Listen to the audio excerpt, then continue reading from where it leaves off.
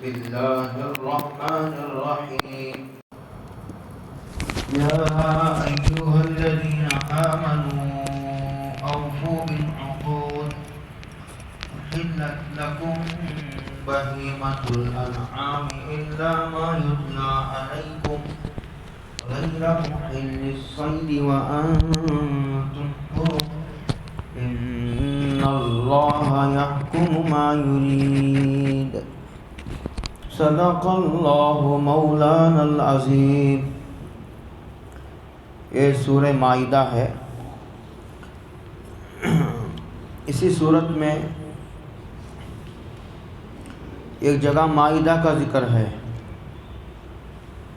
مائدہ کہتے ہیں اس دسترخوان کو جس پر کھانا چنا گیا ہو، سب جوڑ دیا گیا ہو، کھانے کی چیزیں رکھ دی گئی ہوں، اس کو عربی میں مائدہ کہتے ہیں۔ یا ایھا الذین آمنوا، اے ایمان والو، اوفوا بالعقود، اپنے عہد و پیمان کو پورا کرو۔ یہ حکم ایمان والوں سے ہے، یہ فروعات کا حکم ہے۔ غیر مسلموں کو اسلام کی دعوت دی جاتی ہے کہ وہ اسلام قبول کرے، اور جو ایمان لا چکے ہیں ان کو اسلام کی جزیات و فروعات کا حکم دیا جاتا ہے۔ عہد و پیمان چاہے ہو بندے اور اللہ کے درمیان ہو یا ایک بندے کا بندے سے ہو، اور وہ انفرادی ہو، اجتماعی ہو، معاشرتی ہو، رہن سہن سے متعلق ہو، یا خرید و فروخت معاملات سے متعلق ہو، ایک شرط کے ساتھ کہ وہ ناجائز چیز کا وعدہ نہ ہو، کہ کوئی اجنبی مرد اجنبی لڑکی سے وعدہ کرے کہ میں تجھ سے بدکاری کروں گا۔ یہ وعدہ تو ہے لیکن ایک ناجائز چیز کا وعدہ ہے، اس کا پورا کرنا نہیں بلکہ نہ پورا کرنا ضروری ہے، توبہ کرنا چاہیے۔ یہاں ان عہد و پیمان کا ذکر ہے جو جائز ہوں، اور یہ بالکل عمومی رنگ لیے ہوئے ہیں، کسی بھی قسم کا، کسی سے بھی وعدہ ہو، اجتماعی ہو، انفرادی ہو، یا جنگ بندی کا معاملہ ہو، جیسے ایک ملک والے دوسرے ملک والے سے معاہدہ کرتے ہیں، اگریمنٹ ہوتا ہے کہ ہم تمہارے پر فلاں اتنے سال تک کوئی جنگ نہیں کریں گے، اس کا ایفا بھی ضروری ہے۔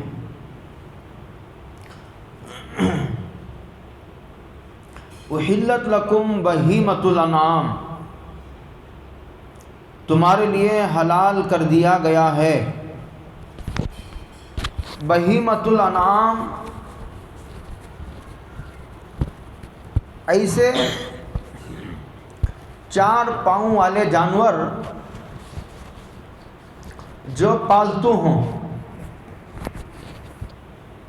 بہیمہ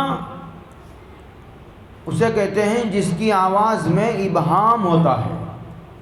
جانور بھی بات کرتے ہیں لیکن ان کی بات سمجھ میں نہیں آتی، ان کی بات میں ابہام ہوتا ہے، اسی لیے اس کو بہیمہ کہتے ہیں عربی میں۔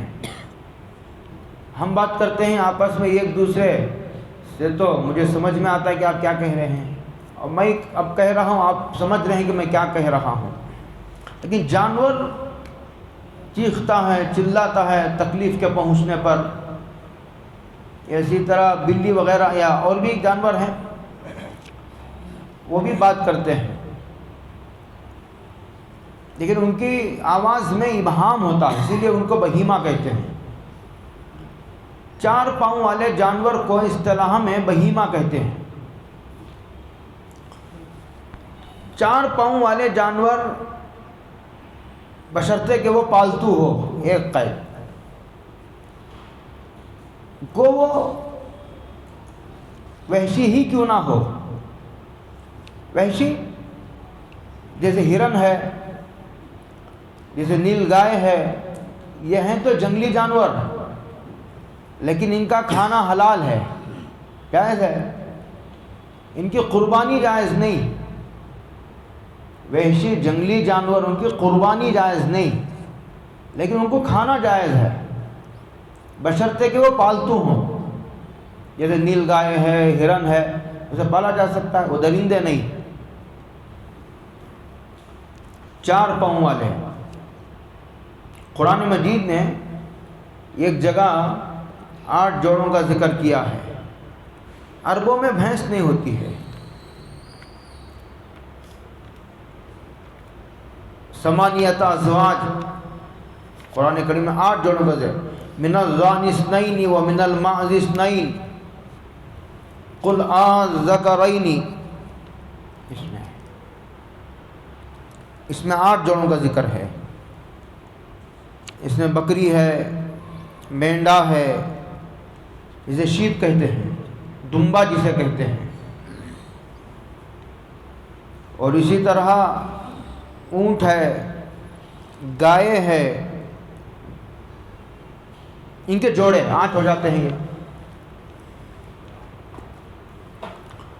گدھا اور خچر بھی پالتو جانور ہیں، لیکن حدیث میں حضرت رسول اللہ صلی اللہ علیہ وسلم نے منع فرمایا ہے. اس لیے ان کا کھانا پالتو ہونے کے باوجود ناجائز ہے. گدھے کا کھانا، گدھا ہو، گدھی ہو، خچر ہو. خچر کہتے ہیں کہ گدھا اور گھوڑی کے ملنے سے جو بچہ پیدا ہوتا ہے اسے کہتے ہیں خچر. یہاں بہت کم ہوتے ہیں، عربوں میں اس کا کافی رواج تھا اور اب بھی ہے. آپ قریوں میں چلے جائیے، بہت سارے کام اسی سے وہ لیتے ہیں، وہ بھی ناجائز ہے. پالتو ہونے کے بعد بہیمہ کے معنی جن کی آواز میں ابہام ہوتا ہے، ان کی آواز سمجھ میں نہیں آتی کیا کہہ رہا جانور، لیکن 4 پاؤں والے جانور کو بہیمہ کہتے ہیں. پھر الانعام، انعام یہ نعمم کی جمع ہے. نیمون در حقیقت اونٹ کو کہتے ہیں. اونٹ عربوں کے یہاں بڑا قیمتی مال ہوتا تھا. اسی لیے ایک حدیث میں حضرت علی رضی اللہ تعالی عنہ سے خطاب کرتے حضور نے فرمایا کہ علی، اللہ تجھے اگر کسی ایک آدمی کا بھی، ایک آدمی کی ہدایت کا ذریعہ بنا دے، ایک آدمی کی بھی ہدایت کا ذریعہ بنا دے، یہ تیرے لیے سرخ اونٹوں سے بہتر ہے. اونٹوں کا حوالہ دیا جا رہا ہے اس لیے کہ وہاں اونٹ ہوتے ہیں اور پھر اونٹوں کو وہ قیمتی مال سمجھتے ہیں، اس لیے اس کا حوالہ دیا گیا حدیث میں. لیکن یہاں پالتو جانوروں کے معنی میں مستعمل ہے. جی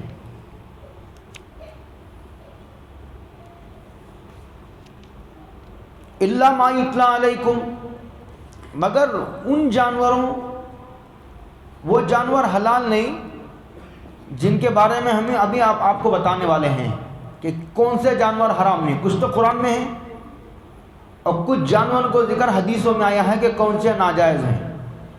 اور حدیث میں یہ بھی آیا ہے کہ حضرت رسول اللہ صلی اللہ علیہ وسلم نے فرمایا وہ جانور جو جن کے دانت نوکیلے ہوتے ہیں ان کا کھانا جائز نہیں. اور اسی طرح درندے جو پھاڑ کر کھاتے ہیں ان کا کھانا جائز نہیں. اور وہ پرندے جو پنجوں سے کھاتے ہیں، پنجوں سے پھاڑ کر کھاتے ہیں، ان کا کھانا جائز نہیں. یہ حدیثوں میں آیا ہے اور بعض جانوروں کا ذکر آگے آ رہا ہے قرآن مجید میں، ہم وہی بتائیں گے. غیر محل الصید وانتم حرم، درا حالیں کہ آپ حالت احرام میں ان جانوروں کو حلال نہ کیے ہوں، شکار نہ کیے ہو. آپ نے حالت احرام میں خشکی کا جانور شکار کرنا ناجائز ہے. خود شکار کرنا بھی ناجائز ہے، شکار کرنے والے کی رہبری کرنا اور اشارہ کرنا بھی. دیکھو دیکھو دیکھو جانور ہے، کرو جلدی اس کو بندوق سے اس سے مار. اس پر حملہ کرو تو بھی. خود اگر حالت احرام میں ہے خشکی یعنی زمینی جانوروں کا شکار کرنا جائز نہیں، دریائی جانوروں کا شکار کرنا حالت احرام میں بھی جائز ہے. احرام کی پابندیوں میں سے ایک پابندی یہ بھی ہے. اسی طرح حرم کی گھاس بھی نہیں کاٹ سکتے حالت احرام میں. اگر شکار کر لیا تو محرم جو حالت احرام میں وہ بھی نہیں کھا سکتا اور دوسرا بھی نہیں کھا سکتا، وہ مردار کے حکم میں ہے. دریائی جانوروں کا شکار جائز ہے. غیر محل الصید وانتم حرم ان اللہ یحکم ما یرید. بلا شبہ اللہ تعالی جو چاہتے ہیں اس کا حکم فرماتے ہیں، جو ان کی مراد ہے اس کو نافذ فرماتے ہیں. دونوں ترجمہ اس کا یحکم ہے، حکم فرماتے ہیں. اس لیے کہ وہ کائنات کے تنہا مالک ہیں، بلا شرکت غیر. کوئی کائنات کے پیدا کرنے میں ان کے ساتھ شریک نہیں ہے. اس لیے جو چاہے حکم دے. جب درندوں کو جانوروں کا شکار کرنا جائز ہے غذا کے لیے، تو انسان جیسے اشرف المخلوقات کے لیے کیوں جانوروں کو ناجائز قرار دیں گے؟ ہاں، جن جانوروں کے کھانے میں روحانی نقصان ہے یا جسمانی نقصان ہے یا اور کسی قسم کا کوئی نقصان ہو طبی، تو اسے منع کیا گیا ہے. وہ انسانوں ہی کی مصلحتوں کی وجہ سے منع کیا گیا ہے، اس میں اللہ کا کوئی نفع نہیں ہے. لہذا اللہ جو چاہتے ہیں اس کا حکم فرماتے ہیں. لیکن سمجھنے کی بات یہ ہے اللہ چاہتے وہی ہیں جس میں بندوں کا نفع ہے. یہ اس حقیقت کو سمجھنے کی ضرورت ہے. بس وہ جو چاہتے ہیں اس کا حکم فرماتے ہیں. سمجھ میں آئے تو بھی مانو، سمجھ میں نہ آئے تو بھی مانو، اس لیے کہ حکم دینے والا بہت بڑا علم والا بھی ہے اور اس کی عقل سب سے بڑی ہے. وہ ساری عقلوں کو پیدا کرنے والا ہے. ایک مخلوق کی عقل خالق کے اسرار تک، خالق کے احکام کے رازوں تک کیسے پہنچ سکتی ہے؟ مخلوق ہے. یہ ہے. آگے فرمائے یا ایھا الذین آمنوا، ایمان والو، لا تحلوا شعائر اللہ. اوپر احرام کا ذکر آیا تھا. احرام در حقیقت حج یا عمرے کی حج یا عمرہ یا حج و عمرہ دونوں کی بیک وقت نیت کا نام ہے. یہ جو دو چادریں پہنی جاتی ہیں حالت احرام، وہ جو سفید چادریں پہنی جاتی ہیں حالت احرام میں، سلا ہوا کپڑا پہننا، ہر وہ کپڑا جو بدن کی حیت پر سلا ہوا ہے، یہ کرتا ہے، پیجامہ ہے، اسی طرح ٹی شرٹ ہے یا جینس ہے، بنیان ہے، انڈر ویئر ہے، کوئی بھی جو بھی بدن کے حیت پر سلا ہوا ہے وہ ناجائز ہے. یہ جو دو چادریں پہنی جاتی ہیں، یہ ان چادروں کا نام احرام نہیں. جس طرح نماز میں داخل ہونے کے لیے پہلی تکبیر جو کہی جاتی ہے اس کو تکبیر تحریمہ کہتے ہیں.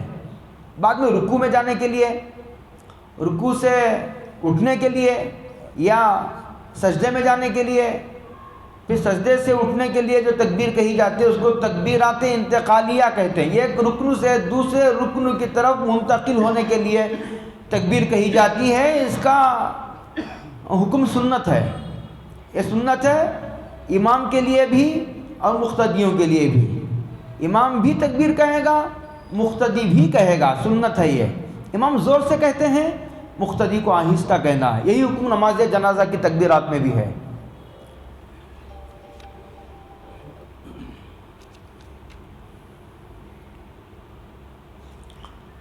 اسی طرح احرام حج یا عمرہ یا حج و عمرہ دونوں کی بیک وقت نیت کا نام ہے. حج یا عمرے کی یا دونوں کی نیت کے ساتھ لبیک پڑھنے سے آدمی حالت احرام میں داخل ہو جاتا ہے. صرف لبیک پڑھتا رہے 1,00,000 مرتبہ تو بھی حالت احرام میں نہیں داخل ہوتا. لبیک حالت احرام میں داخل، جیسے نماز میں داخل ہونے کے لیے آدمی اللہ اکبر کہتا ہے تو نماز میں داخل ہوتا ہے، ویسے تسبیح لے کر اللہ اکبر کہے گا تو نماز میں داخل نہیں ہوگا. تو چونکہ اوپر حالت احرام کا ذکر آیا تھا تو اسی مناسبت سے کچھ اور احکامات کا بھی ذکر کرتے ہیں. کہتے ہیں یا ایھا الذین آمنوا، ایمان والو، لا تحلوا شعائر اللہ، کہتے ہیں کہ اللہ تعالیٰ کے شعائر کو حلال نہ سمجھو، یعنی ان کی بے حرمتی نہ کرو، ان کا احترام کرو. شعائر کیا ہیں؟ کہتے ہیں شعائر ایسے اذان ہے اس کا احترام کرو، مسجد ہے اس کا احترام کرو، اور اسی طرح کعبہ ہے اس کا احترام کرو. اذان ہے، مسجد ہے، اور اسی طرح کعبہ ہے، قرآن مجید ہے، یعنی جو اسلام کی نمایاں علامتیں ہیں، قربانی ہے، اس ساری چیزوں کا احترام کرو. کعبہ ہے، ان کی بے حرمتی نہ کرو. عام معنی، بعضوں نے اس کو صرف حج سے تعلق رکھنے والے مناسک کے ساتھ خاص کیا ہے، یعنی کعبے کا احترام کرو، حرم کا احترام کرو، صفا مروہ کی پہاڑیوں کا احترام کرو. اسی طرح جو اور بھی شاعر ہیں، حج کے احکامات کا، ارکان کا پاس و لحاظ رکھو، اور حج میں ذبح کیے جانے والے جانور کا احترام کرو، ان پر حملہ نہ کرو. یہ ساری چیزوں کا عام ہے. ہر وہ چیز جس کے ساتھ اللہ کا نام جڑ گیا ہے اس کا احترام کرو. ولا شہر الحرام، اور شہر حرام کا، حرام کی بے حرمتی نہ کرو. الشہر الحرام کیا ہے؟ منہا اربعۃ حرم، قرآن مجید ہی میں ہے. ایک آیت دوسرے آیت کی تفسیر کرتی ہے، اسی لیے ایک تفسیر کرنے والے کو پوری قرآن مجید کی ہر آیت پر گہری نظر کی ضرورت ہے. اس کے بغیر وہ آیت کی تفسیر کرتے ہوئے چوک سکتا ہے.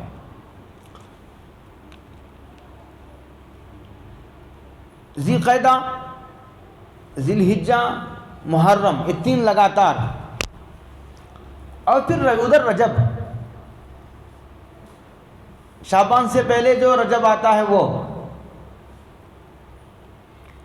ان کا احترام کرو، ان کی بے حرمتی نہ کرو، کوئی نافرمانی نہ کرو. ویسے کسی بھی مہینے میں اللہ کے احکامات کو پامال کرنا ناجائز و حرام ہے، لیکن ان مہینوں میں خصوصیت سے اللہ کی نافرمانی سے بچو. اسی لیے احناف کا اور جمہور علماء کی رائے یہ ہے کہ اس میں جنگ کی ابتدا نہیں کرنی چاہیے. اوپر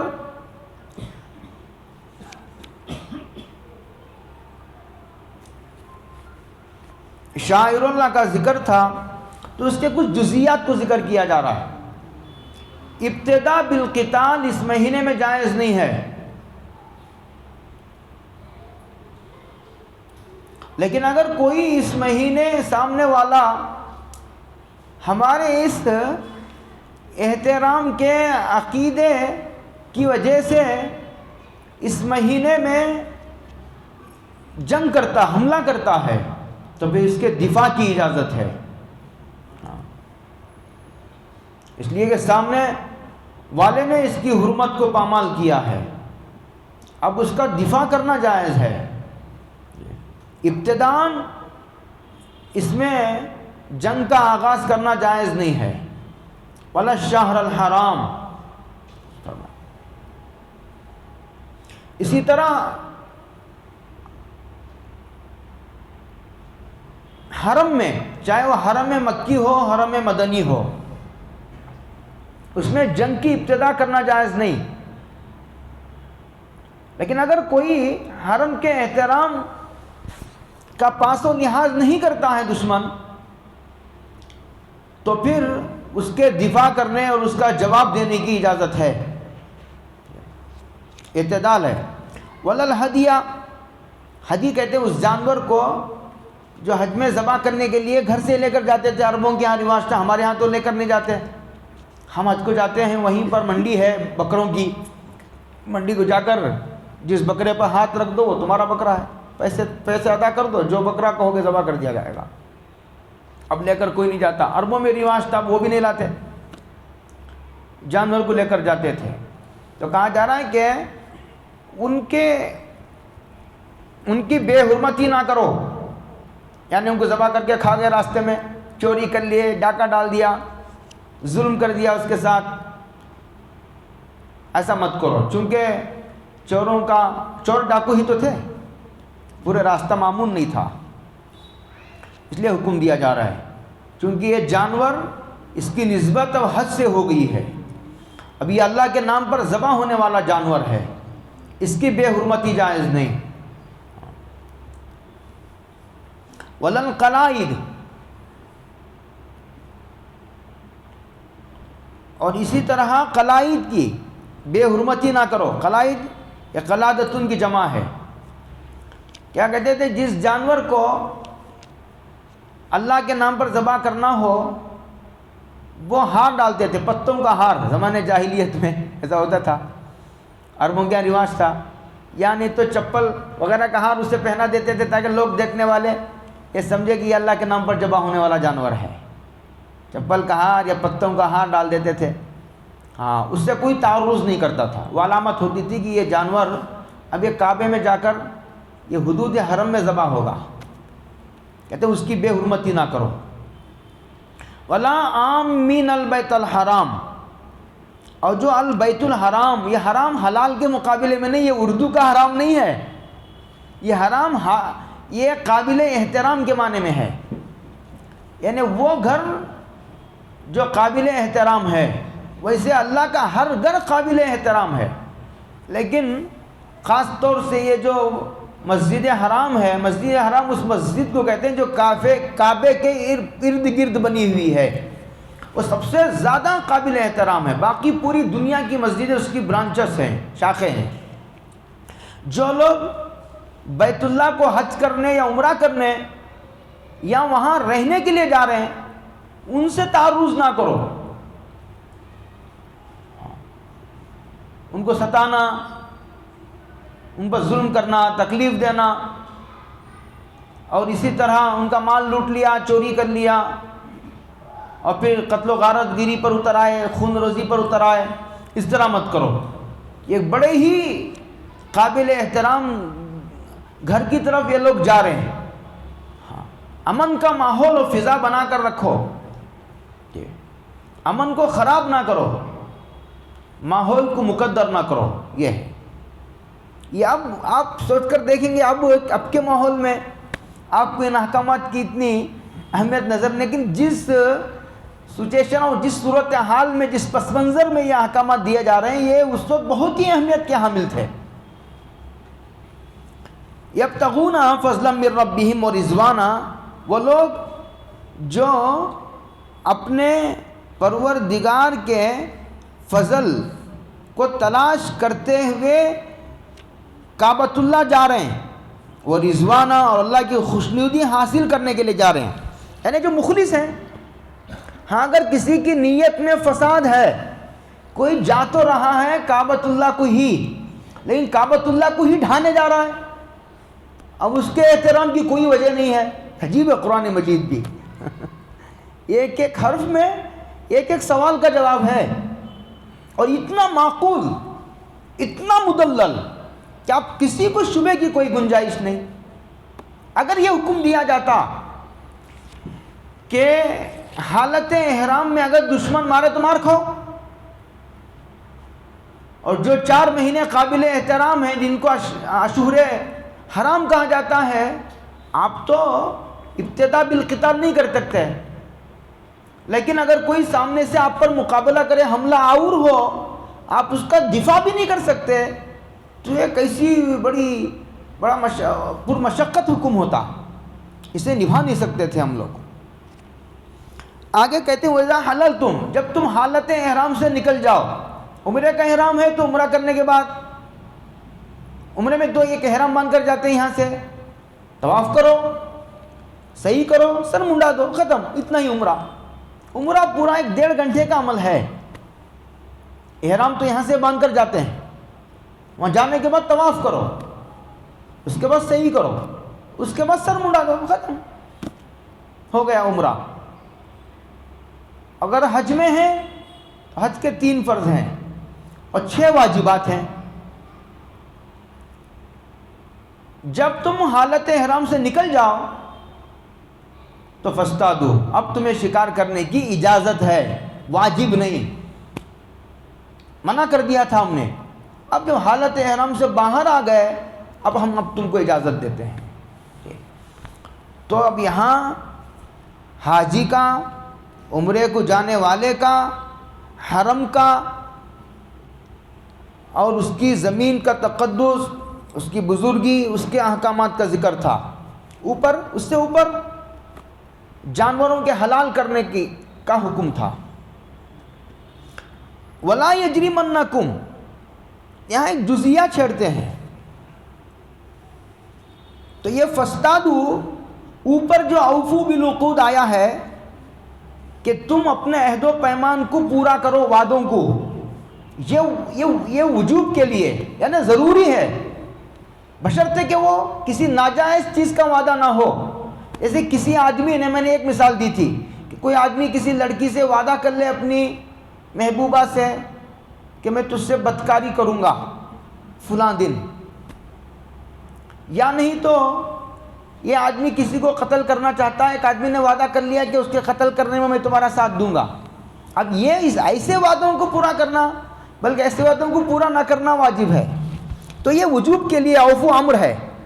اسی طرح لا تحلوا جو یہ ہے کہ اللہ تعالیٰ کے شعائر کی بے حرمتی نہ کرو، یہ حرام، یہ بھی حکم ہے، لیکن یہاں جو فاصطادوا امر کا صیغہ آیا ہے یہ اباحت کے لیے آیا ہے، چونکہ ایک چیز سے منع کر دیا گیا تھا حالت احرام میں، اور حالت احرام سے نکل جانے کے بعد اس کو جائز قرار دیا جا رہا ہے۔ آگے کہتے ہیں وَلَا يَجْرِمَنَّكُمْ شَنَآنُ قَوْمٍ، آپ کو معلوم ہے صلح حدیبیہ کے موقع پر 1,500 کے قافلے کے ساتھ سرکار دو عالم صلی اللہ علیہ وسلم مدینے سے نکل کر مکہ آئے تھے عمرہ کرنے کے لیے، لیکن مکے والوں نے عمرہ کرنے نہیں دیا۔ لمبا واقعہ ہے تفصیل سے، بڑے دب کر صلح ہوئی تھی سرکار دو عالم صلی اللہ علیہ وسلم کی۔ حضرت عمر کو غصہ آ گیا تھا، صدیق اکبر نے ان کو سمجھایا، تو اس کے باوجود سرکار دو عالم صلی اللہ علیہ وسلم نے صلح کرنے کو ترجیح دی، ان کے جوش و خروش کی پرواہ نہیں کی، تو انہوں نے عمرہ کرنے نہیں دیا۔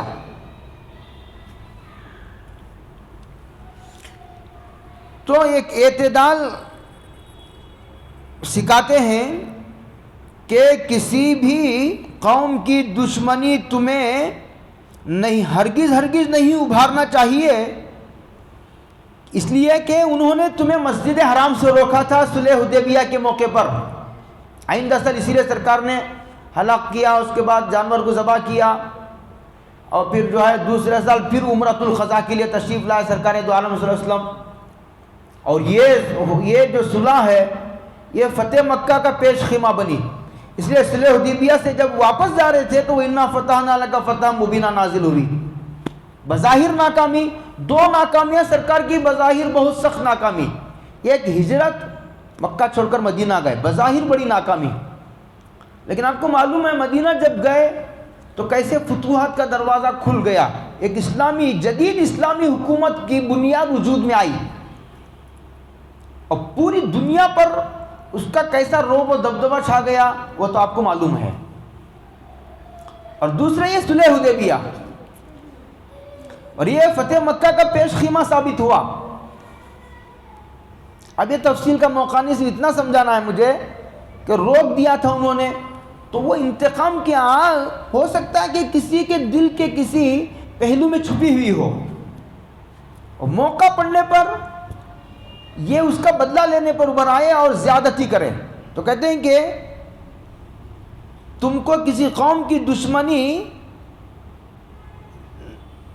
نہیں ابھارنا چاہیے، اس لیے کہ انہوں نے تم کو مسجد حرام سے روکا تھا، اس کو وجہ بناتے ہوئے تم کو زیادتی کرنے کی اجازت نہیں. کیسی پاکیزہ تعلیم ہے دیکھو اسلام کی.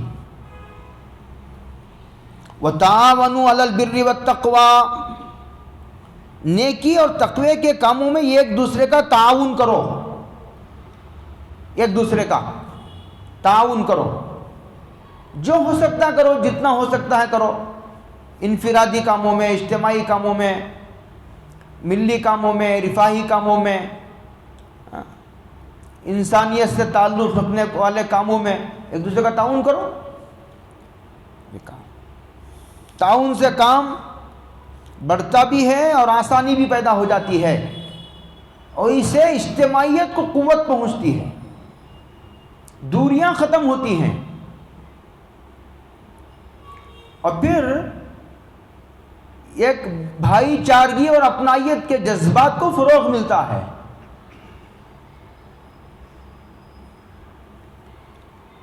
یہ تعاون سے. وَلَا تَعَاوَنُوا عَلَى الْإِثْمِ وَالْعُدْوَانِ، گناہ اور ظلم کے کاموں میں ایک دوسرے کا تعاون نہ کرو. حضور نے فرمایا انصر اخاک ظالما و مظلوما. حضور نے فرمایا کہ تم اپنے بھائی کی مدد کرو، ظالم ہو تب مدد کرو، مظلوم ہو تب مدد کرو. صحابہ نے پوچھا مظلوم کی مدد کرنا تو سمجھ میں آتا ہے، ظالم کی کیا مدد کریں؟ فرمایا ظالم کی مدد یہ ہے کہ ظالم کے ہاتھ کو ظلم کرنے سے روک لو.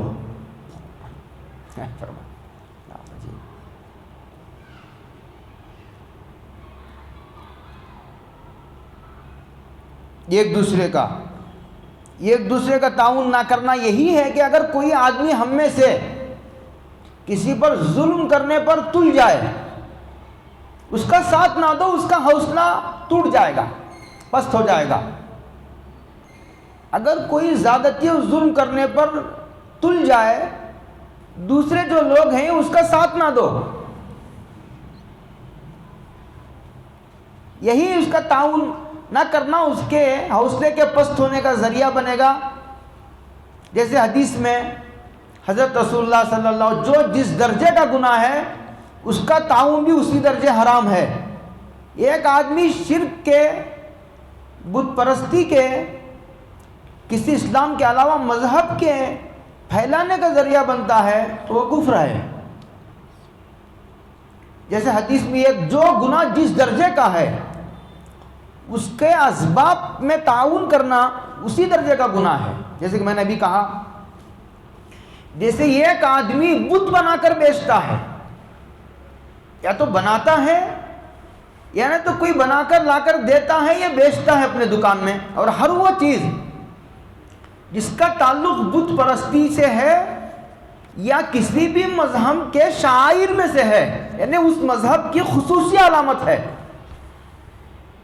جیسے بعض لوگ فرنیچرز بیچتے ہیں، باقاعدہ وہ جو ٹیبل بنتا ہے، ایک تو عام ٹیبل ہے، اس میں آپ چاہے لیپ ٹاپ رکھ لو، اس پر چاہے آپ ٹی وی رکھ لو، اس پر چاہے آپ کھانا کھا لو، سب چلے گا.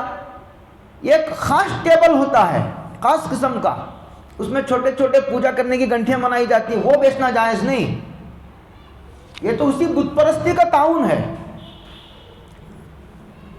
میں نے ایک مثال دی ہے، حضرت رسول اللہ صلی اللہ علیہ وسلم نے شراب پینے والے، پلانے والے، اور پھر شراب بنانے والے، اور شراب کو ایک جگہ سے دوسری جگہ پہنچانے والے، شراب نچوڑنے والے، سب پر لعنت فرمائی ہے.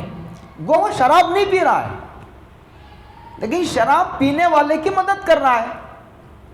اگر یہ نہیں کام کرے گا، نہیں نچوڑے گا، لے جانے والا نہیں ملے گا کوئی، تو یہ شراب کا کاروبار بند ہو جائے گا. کیا کہ نہیں میں یہ حرام ہے، میں اسے نہیں لے جا سکتا. دوسری مثال سود کی آئی ہے حدیث میں. سود کھانا بھی حرام یعنی لینا، سود دینا بھی حرام. سود لینا تو ہر حال میں حرام ہے، البتہ سود پر قرض لینا ایسی مجبوری میں جائز ہے کہ ایک آدمی ہے سیلاب آ گیا، کنگال ہو گیا، بیچارہ درمیانی قسم کا مالدار تھا، کماتا کھاتا تھا. اب چائے کی ہوٹل ڈالنے کے لیے بھی کم سے کم 25,000 چاہیے. 25,000 بھی نہیں، 10,000 بھی نہیں، کنگال، کچھ نہیں. کیا کرے گا؟ کوئی دینے بھی تیار نہیں. اب بیچارہ کیا کرے گا؟ بھوکا مرے گا، 20 بچوں کو کیسے کھلائے گا؟ تو اسی نازک موقع پر، یعنی تو کوئی ہاسپٹل میں پڑا ہے، اچانک کوئی بڑی بیماری لاحق ہو گئی، تو یہ ملت کی ذمہ داری ہے، پڑوسیوں کی، رشتہ داروں کی ذمہ داری ہے. اگر اسلامی حکومت ہے تو حکومت کی ذمہ داری ہے کہ ایسے ناداروں کی، ایسے نادار بیماروں کی، بے روزگاروں کی مدد کرے.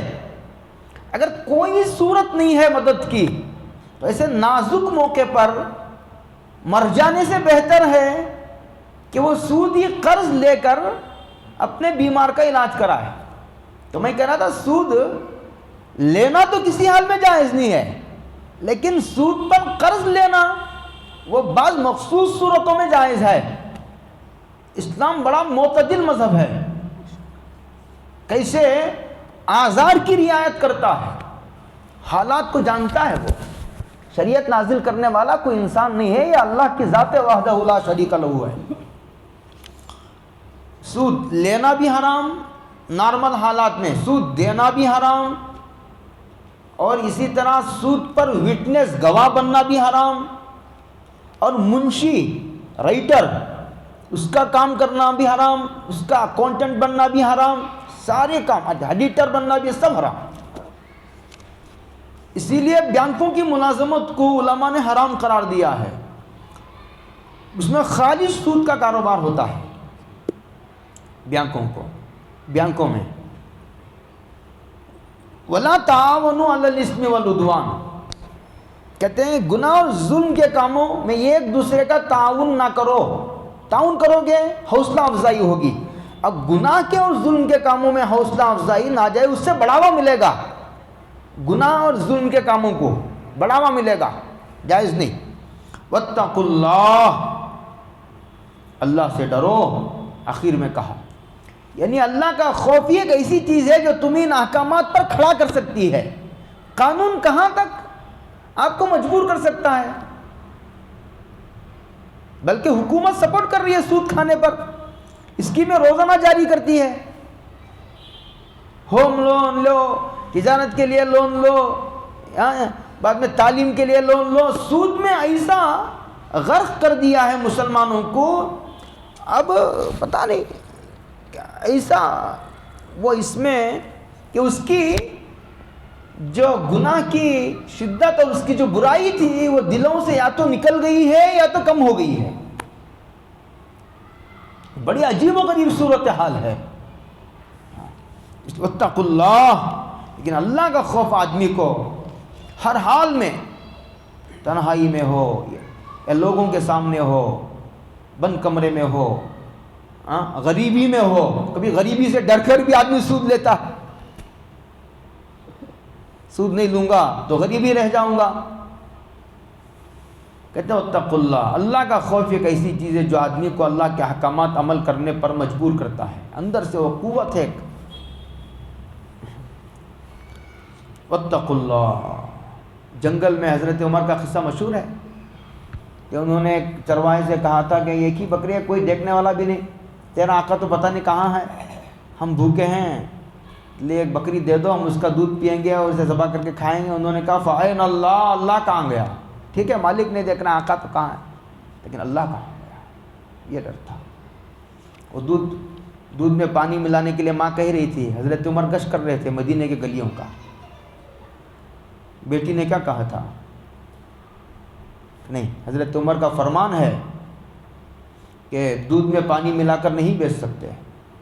تو ماں نے کہا کہ بھائی اتنی رات کو کون دیکھ رہا ہے تہجد کے وقت میں؟ امیر المومنین تو اپنے گھر میں سو رہے ہوں گے. کہا امیر المومنین سو رہا ہے لیکن امیر المومنین کا خدا جاگ رہا ہے آسمان. وہ نہیں سوتا، لا تأخذہ سنۃ ولا نوم.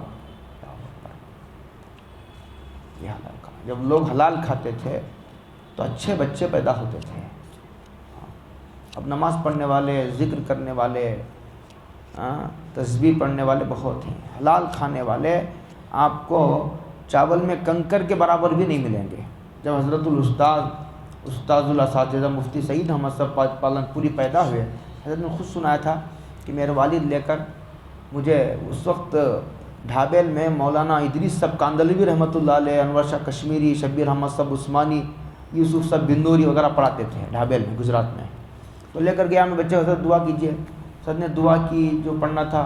حضرت نے اس کے بعد حضرت نے کہا کہ اس کو حلال کھلائیو. حضرت نے کہا حضرت کو نصیحت کا حلال کھلائیو. یہ ایک ہی نصیحت کی، پلے باندھ لی. آپ نے دیکھا کہ حضرت کے شاگرد پوری دنیا میں، ہر ملک میں، اور ایسے ایسے اللہ تعالیٰ نے جلیل القدر شاگرد عطا فرمائے. ایسے کم اکابر کو اللہ عطا فرماتے ہیں. اور میں ہمیشہ تاریخ اسلام کے حوالے سے کہا کرتا ہوں، وہ طبقات جن کا پیشہ ہی حرام کھانا ہے، جیسے رشوت لیتے ہیں، میں نام نہیں لیتا، برا لگے گا کسی کو، جو جن کے ہاں حرام کھانے کا عموماً رواج ہے، ان کے بچے کوئی دینی بڑا منصب نہیں حاصل کر سکے. واتقوا اللہ، اللہ سے ڈرو. ان اللہ شدید العقاب، اس لیے کہ اس کے پاس حاضر ہونا، اللہ کے پاس آخر اللہ کے پاس حاضر ہونا ہے. بلا شبہ اللہ تعالیٰ اگر تم نے نیکی کرنے والوں کی مدد نہ کی، سامنے والے کی مدد کرنا یہ اپنی بھی بقا کا ذریعہ ہے، یہ اپنے آپ کو اللہ کے عذاب سے بچانا ہے. نیک کام میں تعاون کرنا یہ اپنے آپ کی مدد کرنا ہے. عجیب فلسفہ اللہ سکھا رہے ہیں. اور کہتے ہیں کہ برائی سے روکنا، برے کام، ظلم کرنے والے کا ہاتھ پکڑ لینا، گناہ کے کام کرنے والے کی مدد نہ کرنا، یہ اس کو گناہ سے بچانا بھی ہے، اس میں تمہارا بھی بچاؤ ہے. اگر تم نے یہ کام چھوڑ دیا، ان اللہ شدید العقاب، بلا شبہ اللہ تعالیٰ بہت سخت پکڑنے والے ہیں، عمومی عذاب آ سکتا ہے. اس کے ذیل میں مفسر نے لکھا ہے. اللہ ہم سب کو توفیق عطا فرمائے. آگے ان جانوروں کا ذکر ہے جن کے کھانے کو حرام قرار دیا گیا ہے. کون سے جانور حرام ہیں اور کیوں حرام ہیں، اس کا تفصیلی ذکر آ رہا ہے. اللہ عمل کی توفیق عطا فرمائے. وآخر دعوانا ان الحمد للہ رب العالمین.